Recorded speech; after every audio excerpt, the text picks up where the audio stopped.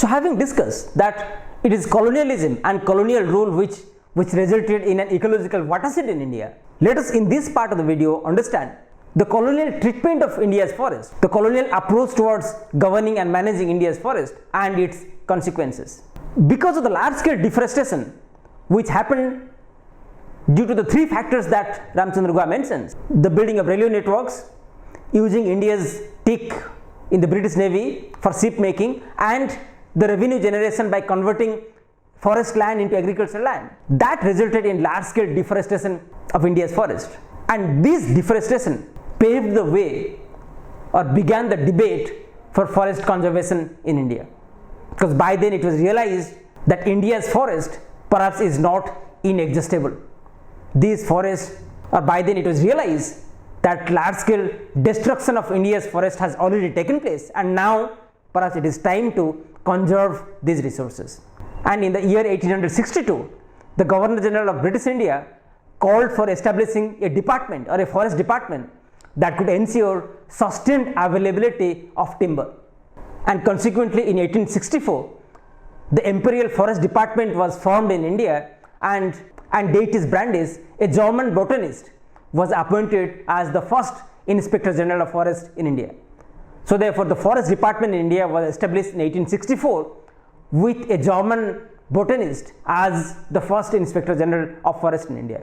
And a scientific management of India's forest, a scientific governance of India's forest perhaps began from 1865 onwards with the enactment of India's Forest Act 1865. So for the first time, a Forest Act was enacted in British India in the year 1865. Prime task of the act was to check the deforestation of the past decades, the deforestation which has already taken place because of conversion of forest land into agricultural land, because of construction of railways, and because of destruction of India's forest to be used as ship making activities for the British Navy. And therefore, the Forest Department of the then colonial India wanted to check the large-scale deforestation of India's forest and to develop and to come out with legal mechanisms to assert and safeguard state control over India's forest. So the point to be noted here that one of the stated objectives of the Forest Act of 1865 was to establish state control over India's forest.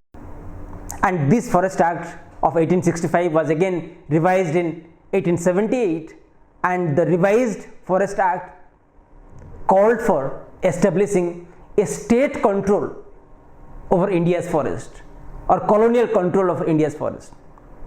And between these years, the 1865 when the first Forest Act was launched and 1878 when the Forest Act was revised, these perhaps 13 years or 15 years, this was a period of great debate on India's forest. And Ramchandra Guha summarizes this debate in three terms. What he says that three important debates or three important positions emerge in this early environmental debate. What he terms as annexionist debate, the populist debate, and the pragmatic debate. The annexionist debate was to establish complete state control over the forest.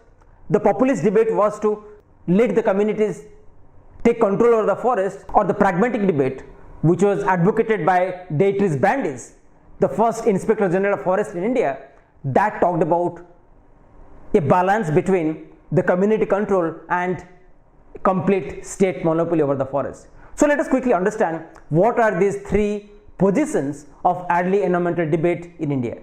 The annexionist approach, which talked about establishing complete state monopoly over the forest, state control over the forest, was advocated by the then British administration, Baden-Powell.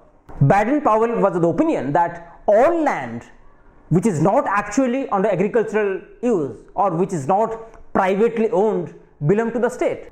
So therefore, most of these forests upon which no private property right emerged were considered as open access, and therefore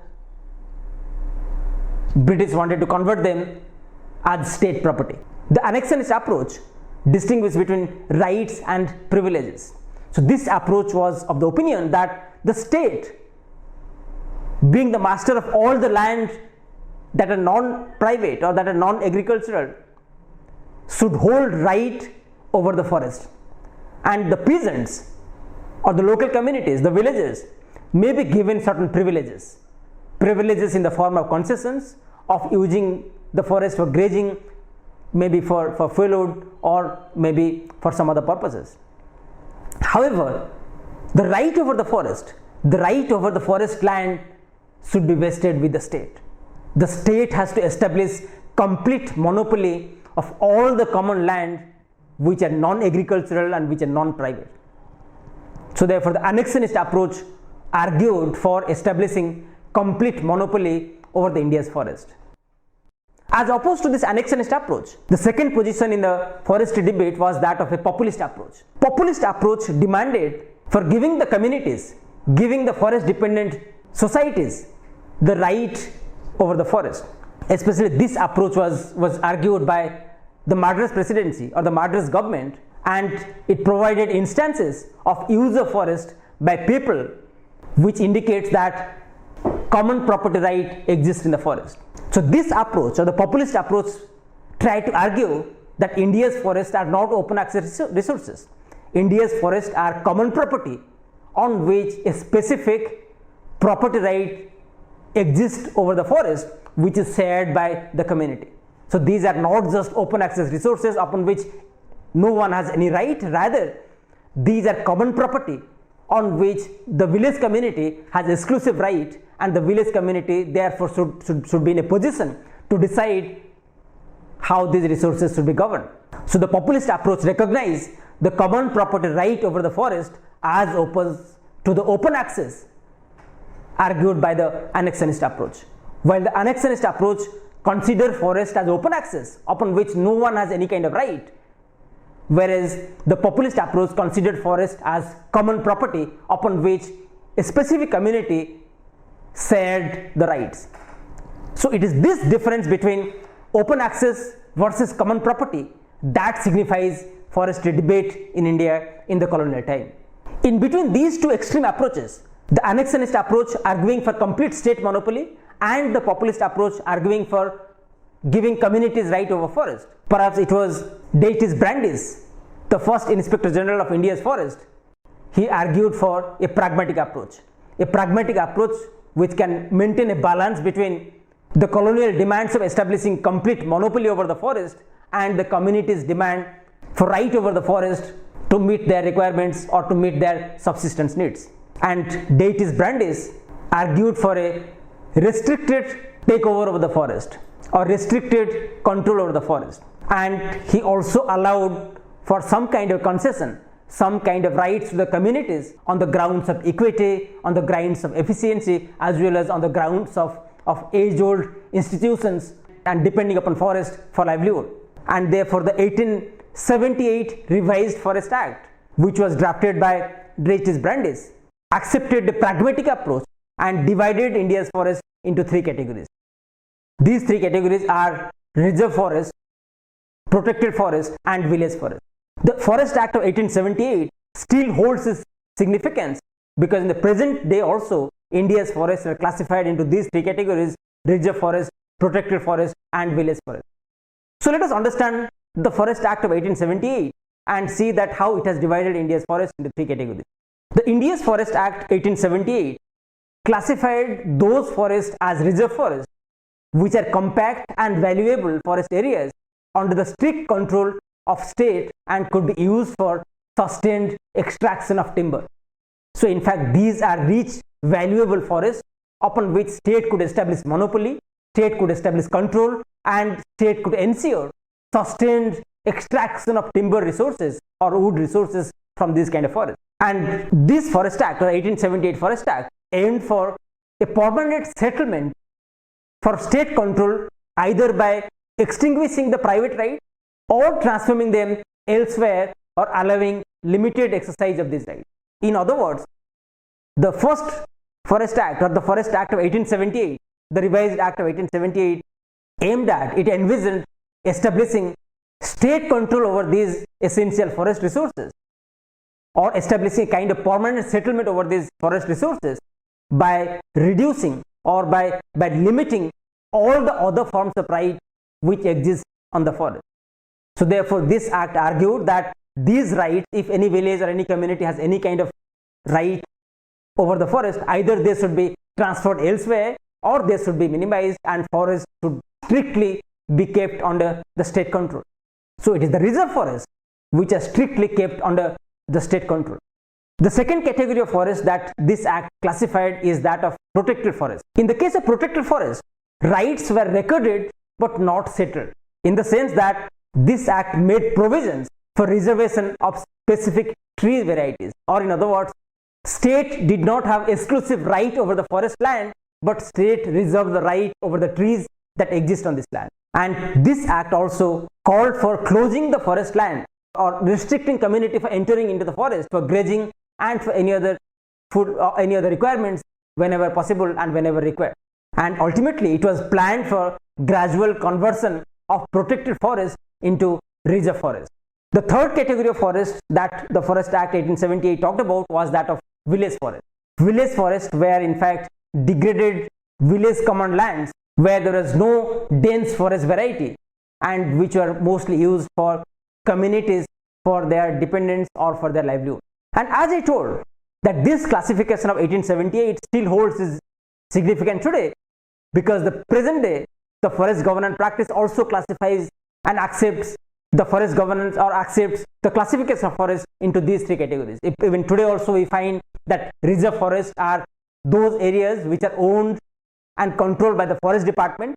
Protected forests are those areas where it is the revenue department which owns the land, but the forest department which owns the tree. And the village forests are in fact the village common land, sometimes without any trees, which are used by the community, which are used by the villagers for their dependence, for the purpose of livelihood and for the purpose of supporting their agricultural activities. So with inputs from the previous two acts, the Act of 1865 and Act of 1878, a forest policy was implemented in India which indicated plans and priorities of the forest sector in India. So therefore the first forest policy was implemented in the year 1894, which gave primacy to agriculture and therefore made provisions for diversification of forest land for agriculture. So if you summarize the colonial treatment of India's forest or the colonial practice of forest governance, one thing becomes amply clear, that the prime aim of forest management was to establish state monopoly, colonial control over the India's forest. And this colonial control has had significant consequence both for India's natural resources as well as for rural communities who depend upon these resources for their livelihood.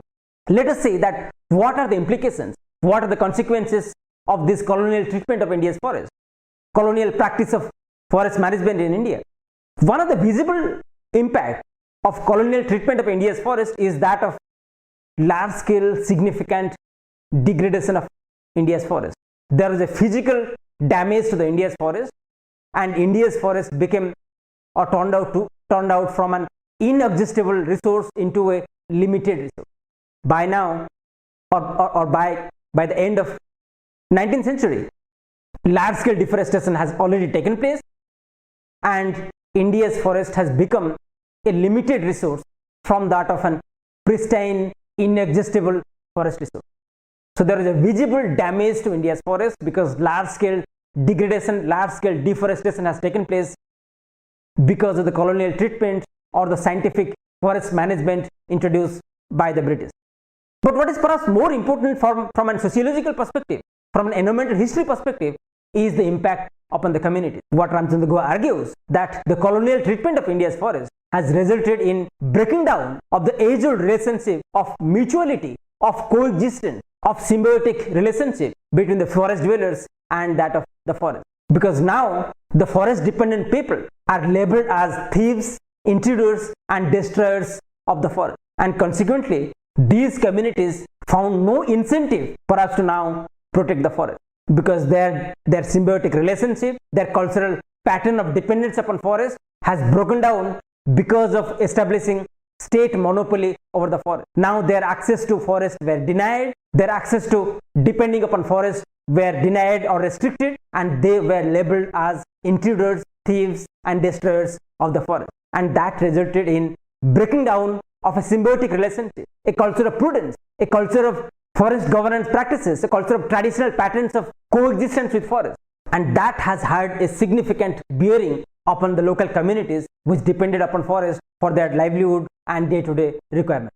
And along with this breaking down of the local communities, there also occurred breaking down of traditional patterns of forest use practices and indigenous rights over the forest. Instead of community right over forest, instead of collective right over forest, British forest policy recognized individual concessions, while in the pre-colonial times, it is the community which had a collective right over the forest, which used and managed the forest or governed the forest in a collective way, is now limited or turned into an individual concession.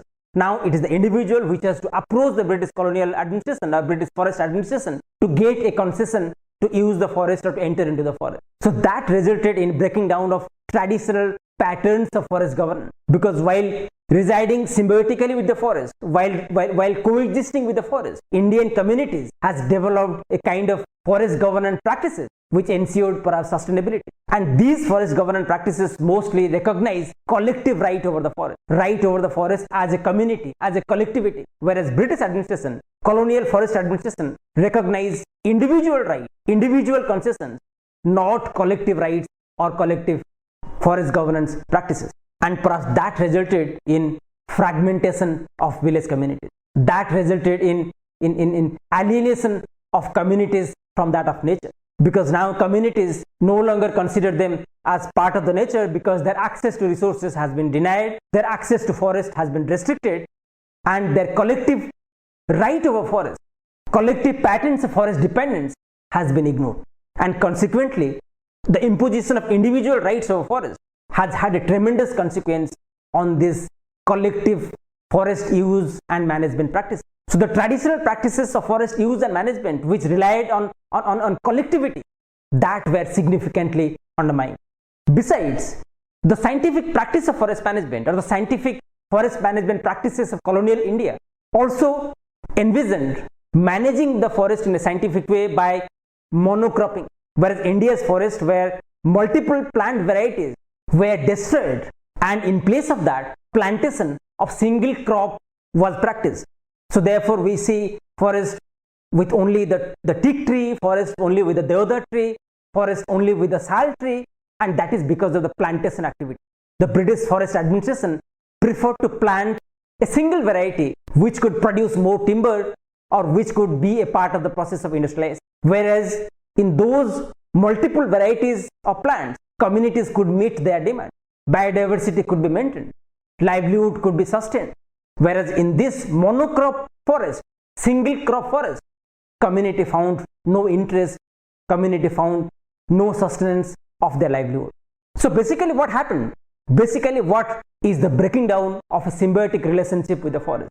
Because now single plant variety plantation activities, a single plant variety or monocropping plantation activities, and therefore livelihood cannot be sustained with these kind of single crops, and that basically resulted in a drastic change in the relationship with the forest. So therefore, from an environmental sociological perspective, what is important is that along with the physical degradation of the forest, along with the loss of biodiversity, along with change in quality and quantity of the forest, what is more important is the breaking down of the symbiotic relationship with the forest, breaking down of the collective ways and norms of forest use and management, breaking down of the cultural prudence, cultural patterns of forest use, cultural patterns of forest management. And therefore, to summarize this part of the class, the British treatment of India's forest or the colonial forestry has had significant impact both on ecological scenario in India, on the physical consequences or the physical aspects of India's forest, as well as it has significant social consequences, which is visible in the form of breaking down of the rural community, breaking down of the subsistence oriented agrarian community and its symbiotic relationship with nature, with that of forest.